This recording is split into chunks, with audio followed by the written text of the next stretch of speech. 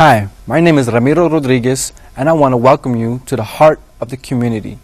This is a show about community, about youth, about gangs, about the streets, and trying to bring peaceful solutions to a lot of the problems that are happening right now in our communities. I'm sitting here with my guest, Gerardo Serna, and can you tell me a little bit about yourself? Sure. My name is Gerardo Serna. I've born and raised in Chicago, on the west side of Chicago.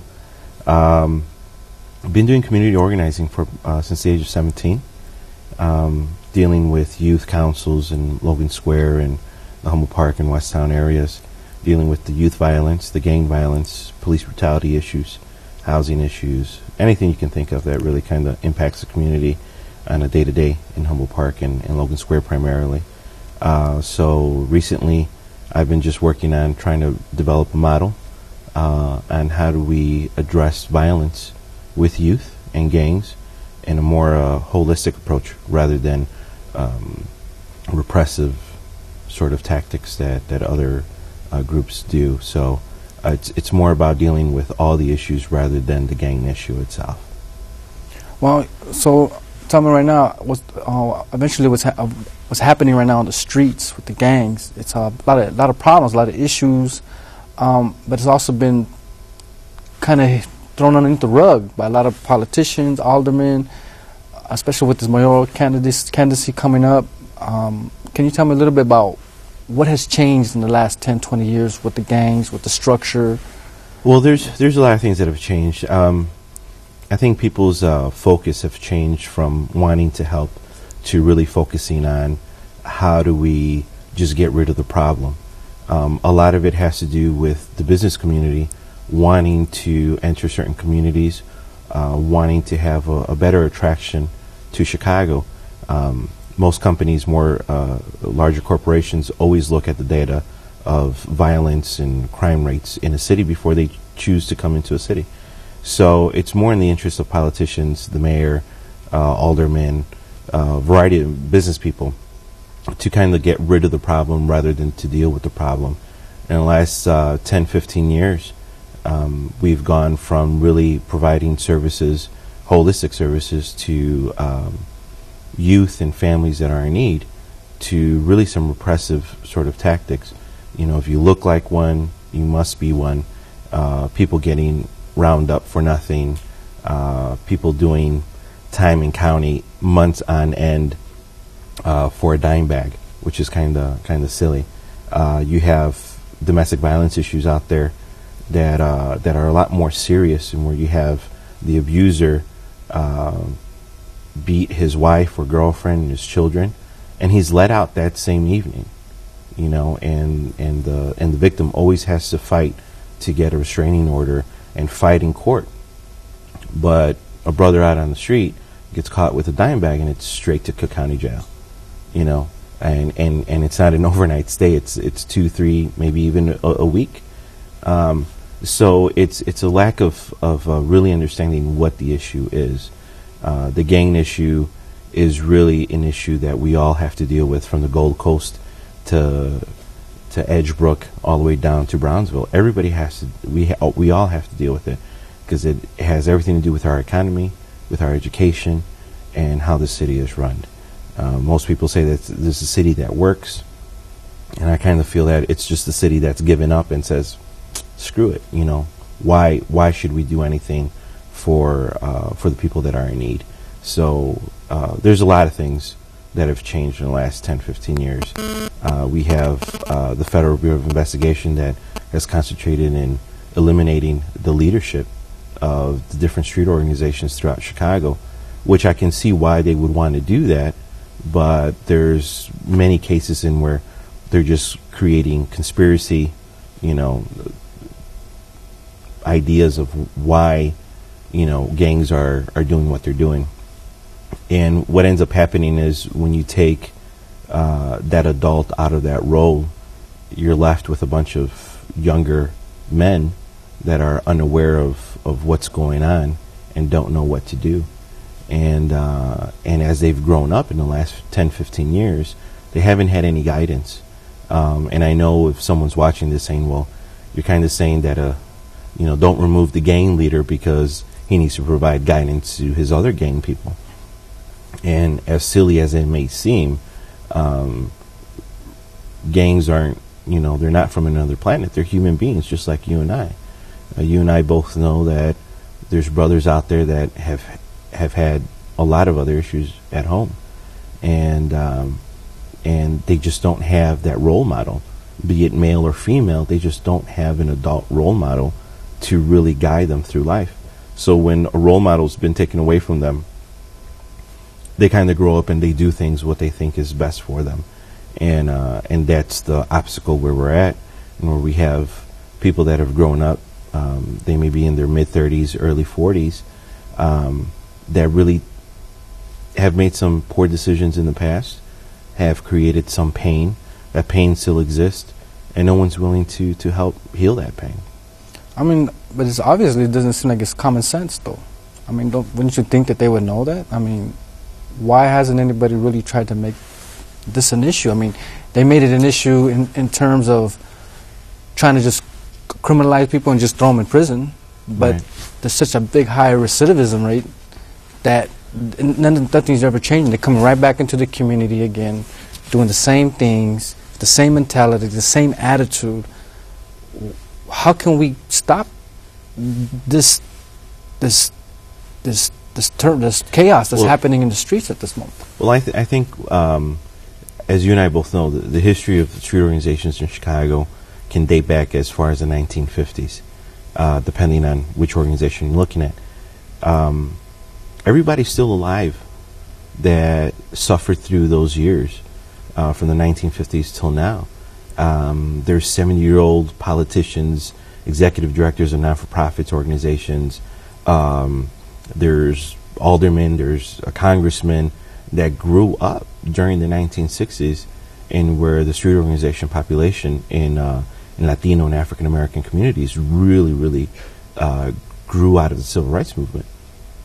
So all these people are still alive, and they're still functioning, and there's things that happened in their childhood back 30, 40 years ago that they're still pretty upset about, and they never dealt with it.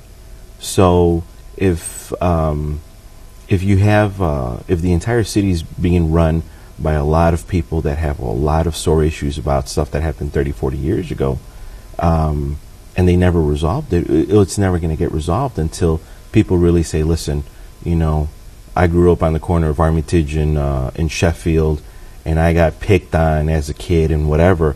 I ended up becoming the alderman, and then now I'm a congressman, but I'm still going to be repressive towards the people that picked on me as a kid. I'm not going to mention any names, but I think if you kind of listen to what I'm saying, you can figure out who it is, and that individual just really has some issues. We have non-for-profits, executive directors of non-for-profits that have realized that it's gone from helping to a corporation. So non-for-profits are really in a business of maintaining a budget. And that's what you sit in any meeting of any non-for-profit or community-based organization, and they're really talking about, we got to maintain this budget, we got to get these grants, we got to get this money, and that's all the conversation that they're having. So in my eyes, and solely my opinion, is that I think two institutions have really dropped the ball in the community, and that's been non-for-profits and houses of faith. Not any particular, Christian or Jewish or Muslim, just houses of faith.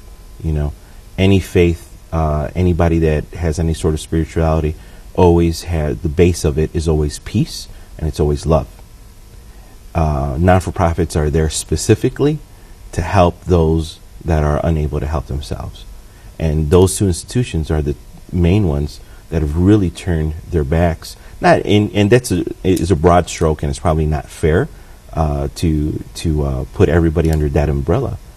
But when you look at Humboldt Park, and where there's 5 major non-for-profit institutions, and none of them have been able to impact the violence in the community, you really have to ask yourself, what's the value of having 5 non-for-profits in the area? What's the value of giving them funding if they're not accomplishing what they should be accomplishing? And you would think that violence would be one of those things that they should be able to reduce given that they should be, advocating for housing, as many do, and that's probably the issue. A lot of them go towards housing because it's the safe spot, but no one goes towards education. No one goes towards police brutality. Nobody goes to anything else other than they focus on housing, they build housing, and they put a lot of people in there, and they just expect the violence to reduce. Well, let's go back 15, 20 years then. Let's go back in the 90s and the late 80s, when I remember there was a lot of more community organizing, even with the churches. I mean, there seemed to be a lot more happening, and yet the violence was still there, but it seemed like more kids were able to utilize a lot of those programs more. Now we're here in the 2000s, and even though some of these community, these organizations may still exist, but for some reason it just seems like they're not outreaching more to a lot of these young people. Like they're just letting them be out there. Like they feel like they're not even worth any help, period. Right. I mean, why do you think all of that's happening? Well, I think there's a lot to it. There's a community organization that is an arm of a Christian denomination, and within their name it says community. Their offices are on Michigan Avenue, right across from the Art Institute. So it's kind of difficult to really say that you're working for the community when you're on Michigan Avenue, right across from the Art Institute. But that particular organization that I've worked with in the past really helped back in the 90s a lot of issues. The problem is that when you have people that are disconnected and unwilling to understand their mission. Now, it's a mission that's been written for, I think, over 100 years that organization has had. And when they can't connect with that mission statement, then they're afraid of any change, of anything different, because they think there's something bad behind it. I had somebody, an older person that was involved in the civil rights movement, tell me that, he was like, we're all in our 60s and 70s. We don't want to relive the 60s and 70s. Times were violent. A lot of things happened that shouldn't have happened. People died. We just kind of got past that, and now it's just sort of maintaining. So I think we haven't had, in this particular area, we haven't had the passing of the torch. We haven't had the adult say, here, Ramiro, now it's your turn. Do what you got to do. And as an adult, say, I will fall on the sword for you. You mess up, I've done what I've done. Now it's your time to go. Nobody's willing to do that. Some of it's because lack of will. Some of it's because they're getting paid very well, so they don't want to risk their retirement. They don't want to risk their salary, whatever it may be. But I think a lot of it has to do with lack of will. If people are tired, then they're tired, and you can't make any excuses for that. But then that's the point in where the adult needs to pass on that torch, and we haven't had that. Chicago is notorious for people holding on to their power and not wanting to let go to the next generation, and you have to literally fight for it. And we don't want to fight for it because that's what we're advocating against, is the violence against arguments. We can argue, but ultimately, if I have to argue with an executive director that has a budget of $20 million to say you need to help people, and if he doesn't get it, what do we do from there? How do we get the message across? There's a really large organization in Chicago where the executive director gets paid $350,000 a year. And rather than taking a salary cut, they're cutting services. They have an office just down the street from here. Their headquarter office is right down the street. And they're renting out this huge building that's, I'm sure it's costing them millions a year. I think half of the building's empty. But when they give their people tours of their offices, they brag about the $30,000 conference table that they have. They brag about the $300 chairs, and there's at least 50 around the conference table. So they brag about, look at what we have. So again, not-for-profits have become a business. It hasn't come down to wanting to help people. It's just a business. So we have to find a way to check those executive directors of those organizations. And there's a lot of ways we can do it, but we all have to find exactly where to, what role are we going to play, so that we can, gently grab that torch from our elders and say, okay, now it's time for you to rest.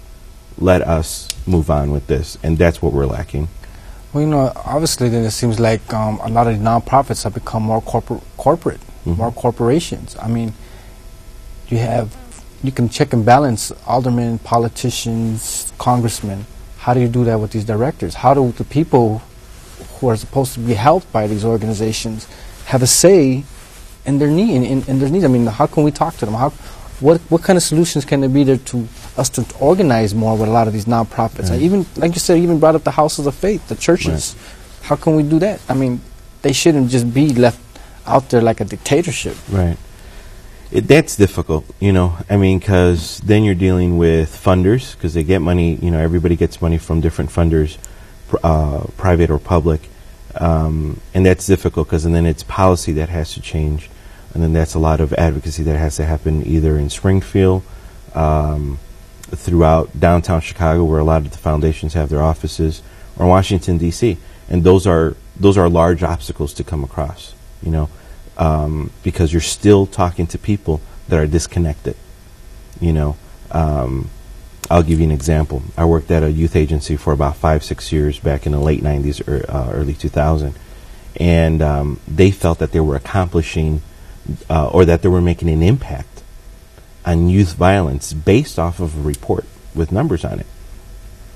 But what people don't realize is that if I'm a counselor and you're my client, and your probation period of having a B in counseling is over, and if I ask you, Ramiro, are you going to be violent anymore?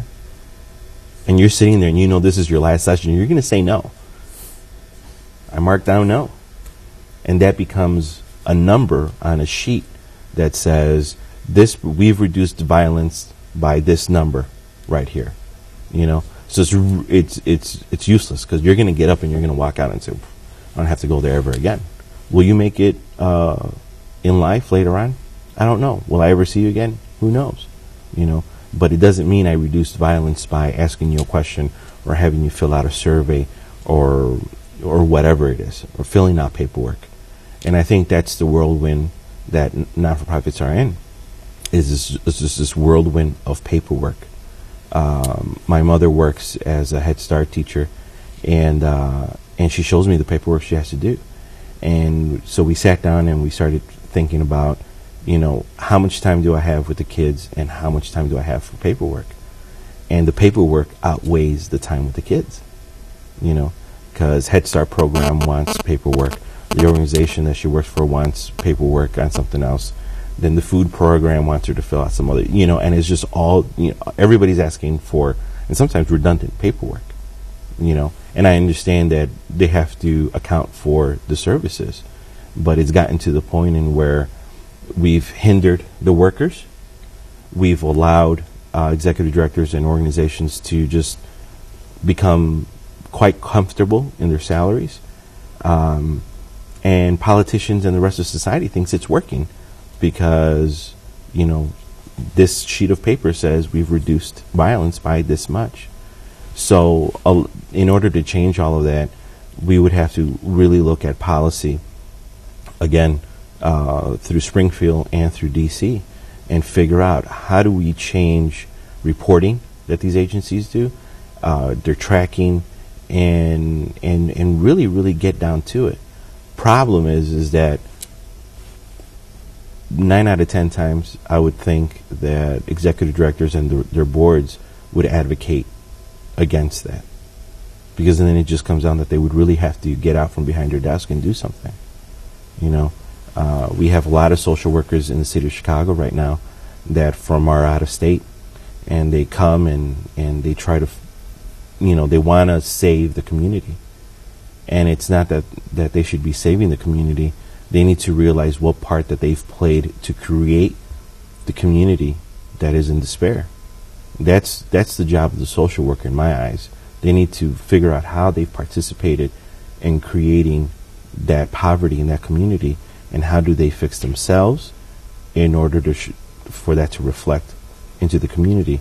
Because if we keep creating dependency in the community, which we've done a fantastic job of doing it in the last 20, 30 years, we'll continue to have violence. And no one's trying to make people become independent, self-reliant. And that's something that our ancestors always understood. We have to be self-reliant. We have to take from the land, figure out what we can and cannot do, and give back. And that's another part that we're missing. But again, it comes down to, how do you hold all these people in check? And through my eyes, one of the ways is working with the brothers out on the street. Well, obviously, it seems like there's a lot of mental issues. I mean, we need more mental health services. Yeah. But how do we incorporate that into the communities without people thinking, well, I'm crazy, or because that's the first thing. Or you're part of this mental institute. Oh, now and there's this image that people don't want to have that go nuts. But obviously, people need help, and you were bringing up some of the spiritual things too. I mean, rituals, ceremonies are always important. I mean, we do it with the gangs. The gangs have their own rituals, ceremonies, prayers. But it's just in a negative light. I mean, we need to bring it back into the spiritual. I mean, how do we do that? How do we convince these young people that there are things that they need to address? Their mental capacities, their spiritual capacities, their emotional. I mean, there's a lot of things. They're so stubborn. They don't want to, they think, no, what I'm doing is what I'm doing. Yeah. I'm right, you're wrong. Right. How do we convince them to go in that direction? Well, I think that's a much bigger issue than Chicago, only because in our society of the United States, we have to. I don't think anyone's really seriously thought that since we're all so different, we can't all ride under the flag of we're American, because we all know it's not true.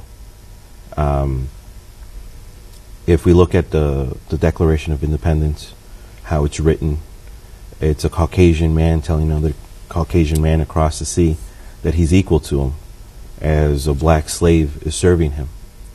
So the basis of this country has been very one-sided. So today, in 2011, to say we're all American, it's not true. We can't really ignore the fact that we have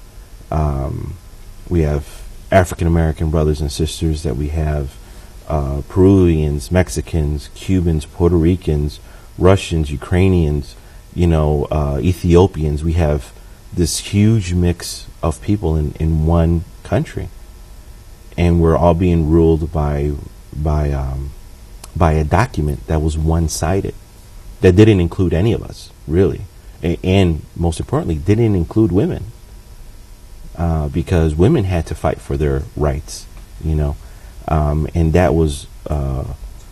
that's a very disappointing thing, because you would think that in our country women wouldn't have to fight for it. So in order for us to find peace, because I think that's what it comes down to, is having peace in our community. In order for us to find peace, we have to learn how to culture our peace, and that's the really big obstacle. Because in order for, if we look at an example of peace or peace talks, if we look at Israel and Palestine, we're really clear that those are two different cultures, two different faiths, and we know what it takes to have to deal with that situation.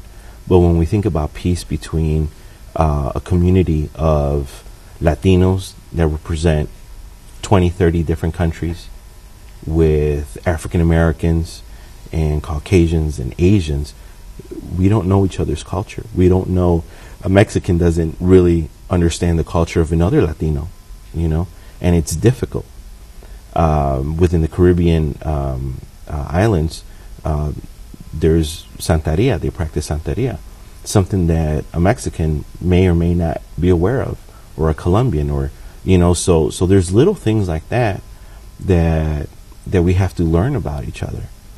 Not until we reach the consciousness of saying, okay, we're not all Americans. You're different, I'm different. I have to be okay with that. We have to be okay with that we're different from each other. Not until then, unfortunately, will we be able to really start making some impact in our relationships from a neighborhood level to a country level, because it just goes that deep. You know, it's hard for when I was 10, I didn't understand, or I wasn't aware of the differences between people until the Chicago police officer jumped out of his squad car and threw me up against the wall and said everything he could to insult me. And I knew what he was saying to me was hurtful, but what made me cry as a 10-year-old was that I had a grown man grabbing me and pinning me up against the wall. That's what disturbed me the most. And that he was a police officer. Mind you, this was 3 days later I had met Officer Friendly, if you remember that. They had always had Officer Friendlies in school. So I was really confused. More than anything, I was confused. The insults, I had no idea what he was talking about. But I did know something. I knew his ancestors had to travel a lot further than mine to be here. So that I understood, and I expressed that to him, which just enraged him some more. But when I went home, I asked my mom, I said, what do all these things mean? And she explained racism to me.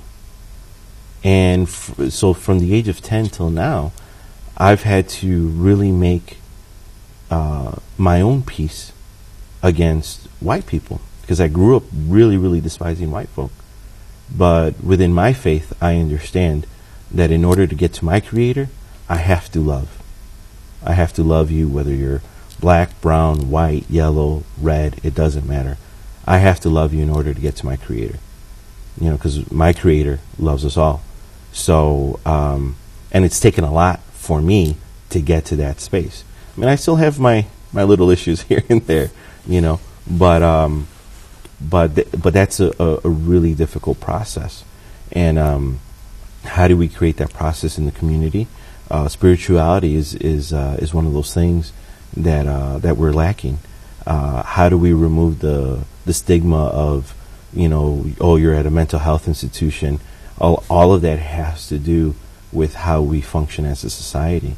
That we can't think that only strong survive. That's a very, very American saying. And when we say those things, then we're disregarding the 5-year-old with autism. What does that 5-year-old do when he or she hears that? If they think that they're not strong or they're not perceived to be strong, it demoralizes them. And we're creating problems with our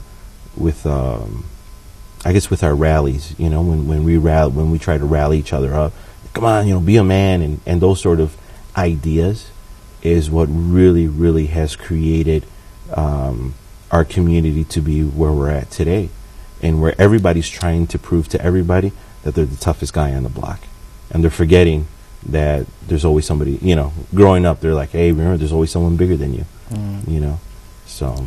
Well, I mean, it seems like there's a distorted sense of strength in the community with these young people. They're looking at strength as in such a negative way, right, when it has to be a positive way. I mean, that's how you survive, that's how you love. Right. So when a lot of them feel like the things that they're doing are necessary for their neighborhoods and for whatever, and they end up going to prison, how can we get that mentality out of them? I mean, how can we change their attitudes about realizing that that's not the direction to go, especially the way the prison system is? I mean, right, you would think the changes that the prison system has made, that more people would not want to come to prison. But there's just more young people, right, 18-year-olds, even 17-year-olds now, going in and out all the time. Why is that happening, and how can we change that? Well, I think, the answer really lies in someone like yourself. You did 13 and a half years. You paroled out last summer. It's literally been months. And here you are in front of a TV camera. The importance of getting that message across, of having people understand that the only reason you made it as far as you did is because you had that spirituality within you, within the prison system, something that the prison system obviously advocates against, because they were unable to break you. You had your times, I'm sure, that you couldn't deal with things, but you knew your spirituality was keeping you intact. Your father, your mom, your family, they all kept you going, you know. And I think we really need to look at your experience and see how is it that you made it through some of the worst times within the prison system, and where things were changing from being very laxed to very strict, you know. And we need to look into that a little bit deeper. We need to look at you and other brothers that are out there in your similar situation, and where you came home and you had a support, you know. And as you know, it's really difficult for people to be behind someone that just came out of prison, you know, because we've had our lives, and people that are recently paroled are just starting to figure out their life, you know. So you have a lot of free time, you know, and we got to figure out how do we get the right services and the right opportunities for brothers like yourself to continuously succeed, you know, because I think you're a great success story.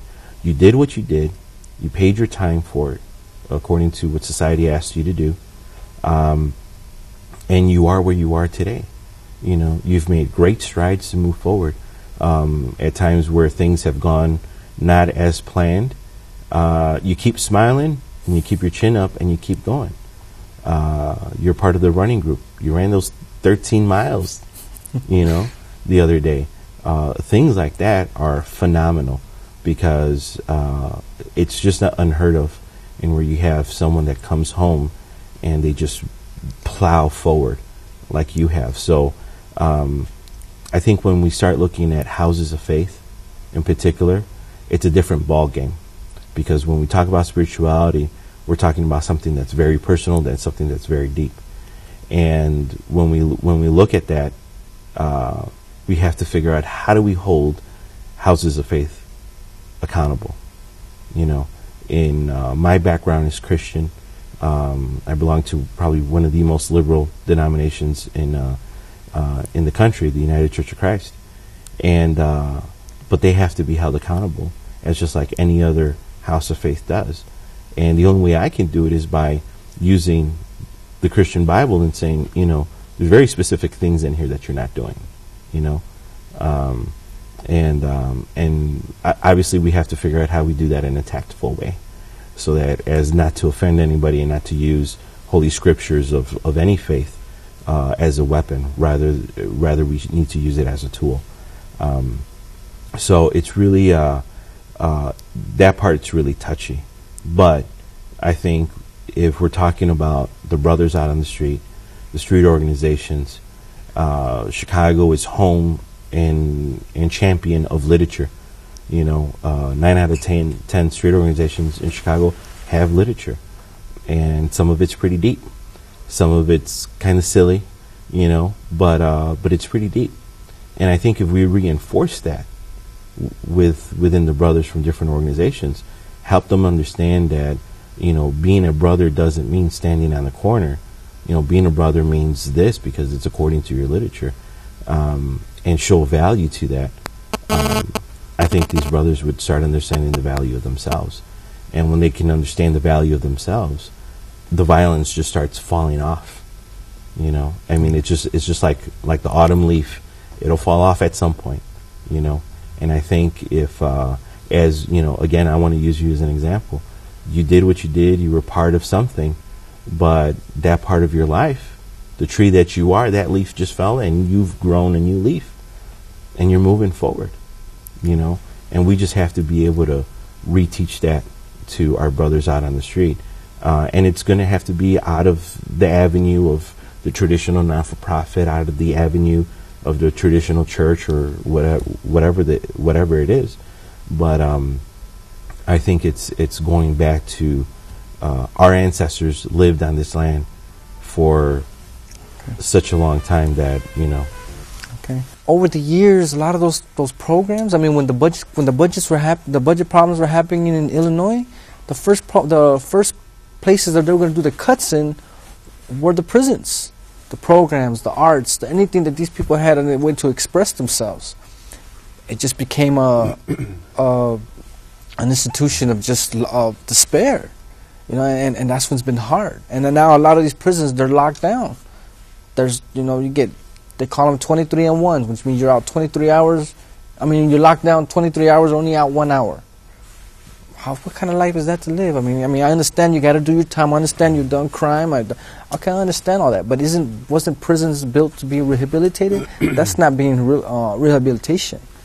That's just like cattle. That's all it is. I mean, you could buy stock in prisons now for prisons. So obviously, you know, it's a big business.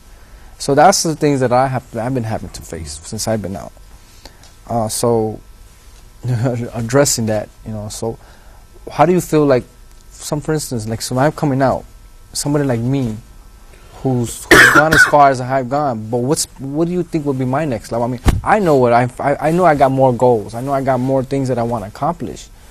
But from your perspective, from what you're seeing, you know, there's going to be more people like me coming out that wants to do the same things. So I can tell you exactly my plan, or what I want to do. But everybody's different. Not everyone's going to be like me. Everybody has different ideas. So how do you feel how we can incorporate all that?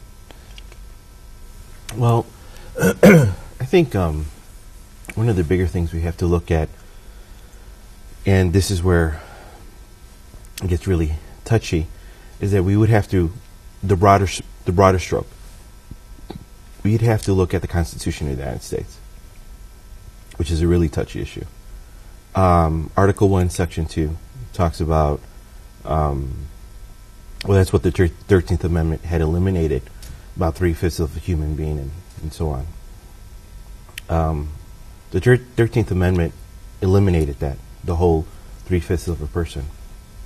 Problem is that it says that somewhere in the lines of slavery nor involuntary servitude would exist, except punishable by crime. That just left it open for certain people to always be the criminal. If we released, as a country, we released all the African Americans as slaves, but gave them no rights, no opportunities, what was expected? How would they survive? How would they move forward? People need to eat, people need to live, and that's the same thing we're facing today. We have brothers struggling out on the street, selling drugs, because there's high unemployment rates, poor education in the community, no opportunities. You're always looked at as a dishwasher, but never as a doctor, never as a lawyer. And there's many that struggle to get there, but there's a large number that never make it. It's not a lack of trying, it's more of lack of opportunity. So people say, you know, the opportunity is out there, you just got to grab it. But if the opportunity is across town, your mom's not working, your dad, I don't want to stereotype, but your dad's an alcoholic, you know, just go down the line. No, that opportunity isn't out there to grab, because there's no money for you to take the bus across town. People say you can walk. Well, yeah, you can walk. There's a lot of things you can do, you know, but when opportunity exists, it should be equally available for everybody, and it's not. I'll give you an example of probably one of the most disturbing things I had ever seen in the city of Chicago. While you were gone, as you know, Cabrini Green doesn't exist. For years, people wanted a new school. For years, people needed a supermarket. They wouldn't build it. The second the city had made their plans with developers on what would happen on the corner of Division and Orleans, I said, oh, guess what? We're going to build a supermarket across the street from Cabrini Green. Everybody felt great. Everybody thought it was going to work. They build it. I forget how many people. I think it was like 80 or 90% of the people that the grocery store hired were from Cabrini Green. But now those same people have to travel a lot further. They can't cross the street to work because across the street there's a condo or a townhouse that starts at $350,000 or $550,000. So great that they built it in Cabrini Green. Bad that they displaced the person. Now whatever they were paying them, they could have lived on maybe by crossing the street. Now they have to pay for transportation, maybe buy a car, so they incurred more expenses. So, and everybody there's a lot of not-for-profits that championed that, but it's just a ripple effect, you know. When in the Constitution of the United States you state that you can have involuntary servitude as a punishment for crime, then you're just leaving the door open for anybody to be a criminal. Be it African American, be it Latino, be it whoever. If there's poverty in a country, those poor people will always do what they have to do in order to survive. Slavery should not be an option, should not be a punishment at any level. And I think that's part of the conversation that nobody wants to have is talking about how we need to really, really eliminate any form of slavery in our documents that is a fundamental of this country. Because if we don't, there's always that opportunity. And when you have that opportunity, someone will take it. And they're going to use it for whatever is to their best advantage. You know, the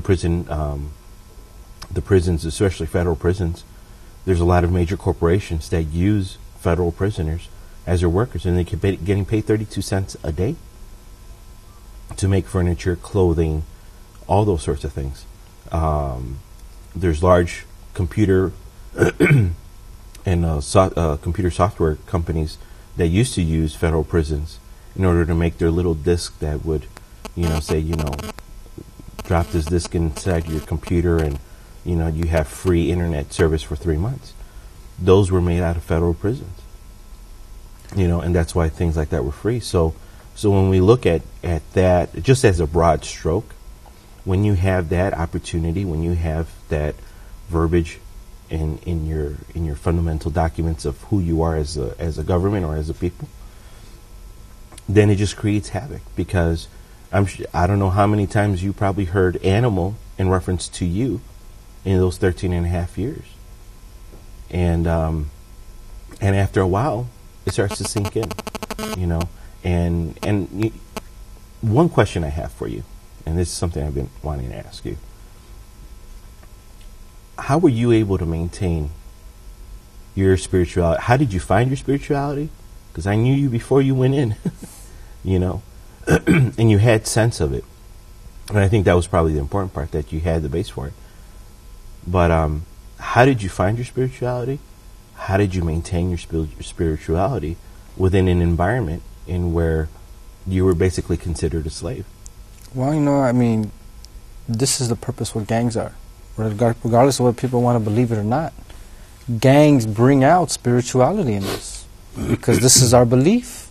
We believe in the emblems, we believe in the insignias, we fight for it, we give commitment, our loyalties, we're out on the four corners that we don't even own. For what purpose? In the cold. Being in a gang was how I felt spiritual. Now, my gang whatever issues that was happening, obviously they're gone now. I never got out. I never got out of my gang.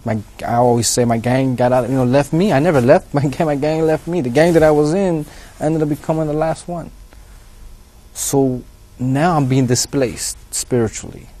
Everything, all that loyalty, everything I had is gone. What am I going to do? This is everything that I believed in. This is my life. But through my kids, through my family, everything around me, I never hid it. I was hardcore. I was through it. And now I'm going to prison. I'm not going to do what's expected of me. Flip other gangs. That's not who I ever was. But when you're in prison, being in a gang is your survival. So what am I going to do? How am I going to survive in here now knowing I'm by myself? I'm going to be left out to dry. So now I have to wake up. Now it's more maturity. It's more growing up. And now for some reason, I was forced to start making sense of what was happening around me. Before I didn't. And maybe I just didn't want to. I loved getting high. I loved living in this cloud. I loved existing. And that, that's how I wanted to exist. Relationships, kids, love, whatever, anything that was my gang, that was it. So now here I am. I'm alone. I do got people that are out there still care about me. They're going to write me. They're going to be there. They're going to try to help me. I understand all that. But I'm still alone. I'm still here. I'm not going to have a bunch of brothers that are going to be with me in the gang or being with me in prison to help me. I have to do it by myself.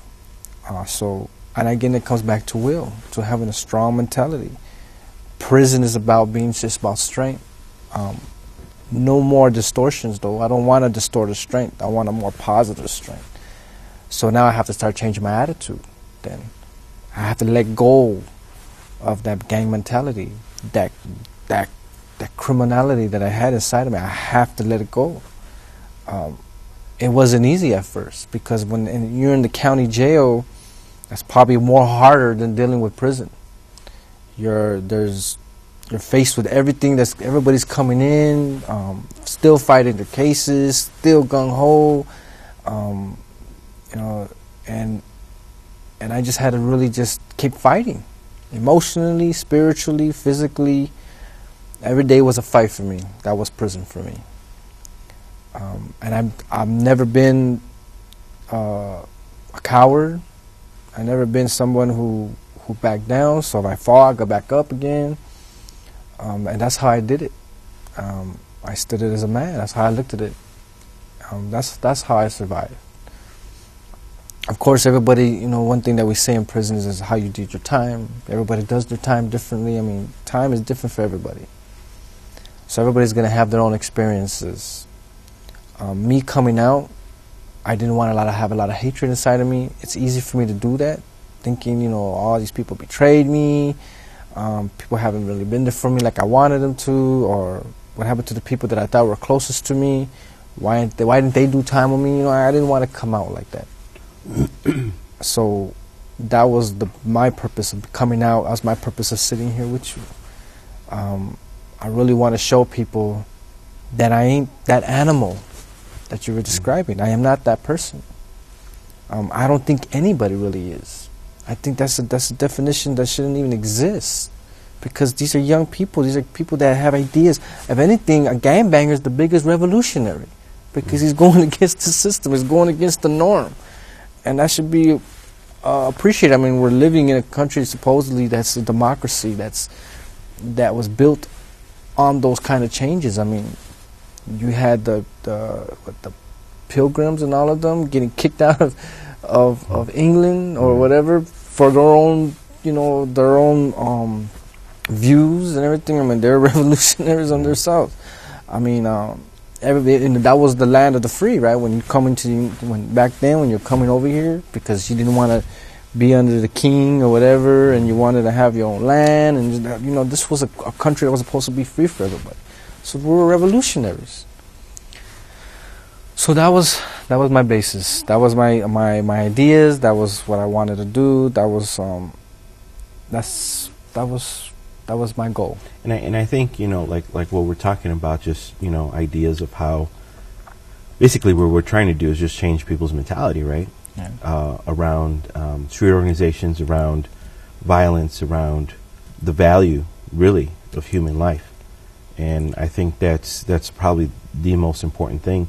In, going back to your question about things that have changed, what have changed in the last 10, 15, 20 years, I think we've just become numb to the violence. Numb, and we expect it. We expect to hear Inglewood in the news. We expect to hear, 89th and Exchange in the news. We expect to hear those things on the news. And when you come to expect things to happen, you kind of just shrug it off.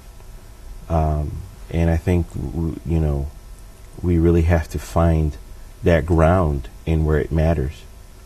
The one thing that I probably get upset about the most is the news will talk about, and not to say it's not valuable, but they will talk about a missing child, usually a Caucasian child, in Arizona. And it gets national coverage.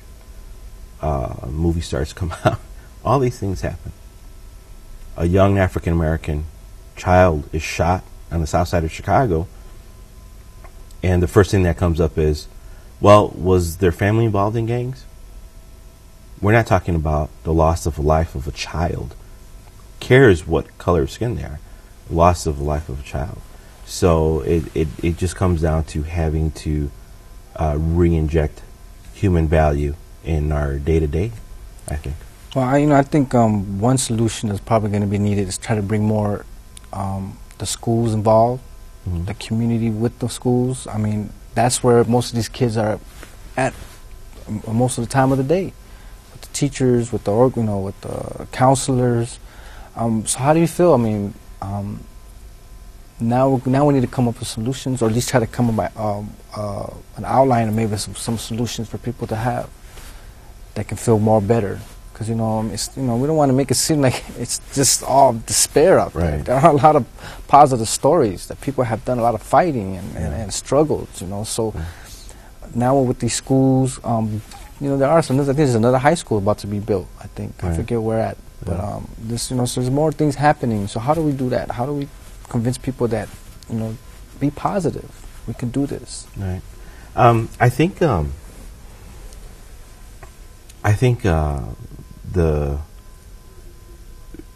my personal point of view has always been talking to the brothers out on the street, and that's probably the most difficult thing to do, because again, we're trying to inject the value of life in someone that's been told they're worthless, and so you got to get past that obstacle in their mind to get them to understand that not only are they valuable, but the lives of other people around them are valuable as well. I think we need to go into schools and talk to schools about, how, because one of the things that kind of fuel some of our issues out on the street, again, the disillusion of the strength, the false strength that we have out on the street, and we think, I'm holding down this corner, and it's like, well, you're really not, but okay. And you and I have both been there, and I think part of it is going to the schools and removing that gender role that only boys do this and only girls do that. If we start talking about how men and women are the same, we can move forward in a lot of different ways. Okay. Thank you for coming. I mean, I think we have more solutions out there, more ideas, so more future shows. Thank you for joining me, Mr. Gerardo Serna, and me, Mr. Ramiro Rodriguez, and I appreciate you coming and viewing The Heart of the Community. Thank you.